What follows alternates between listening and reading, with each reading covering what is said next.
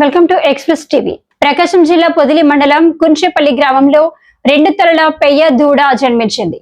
ఈ ఘటన చూసిన స్థానికులు శ్రీ వీర బ్రహ్మేంద్ర స్వాముల వారు కాలజ్ఞానంలో చెప్పినట్లుగా జరిగింది అంటూ చర్చించుకుంటున్నారు. ప్రకాశం జిల్లా పొదిలి మండలం కుంచెపల్లి గ్రామ పంచాయతీ పరిధిలోని ఉన్న గురవాయ పాలెంలో అరుదైన సంఘటన చోటు చేసుకుంది. అన్నపురెడ్డి వెంకటరెడ్డి అనే రైతు వద్ద గేదె ప్రసవం తర్వాత 2 తలల పెయ్య దూడ జన్మించింది.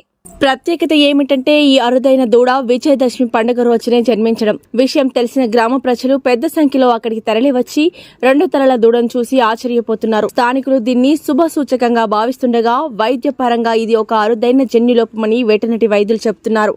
ఈ సంఘటనతో కుంచెపల్లి గ్రామంలో ఆసక్తి చర్చలు నెలకొన్నాయి.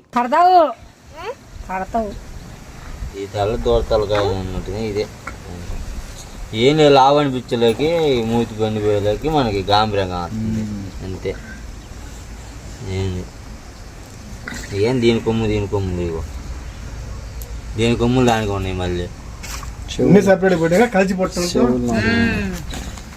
ఇది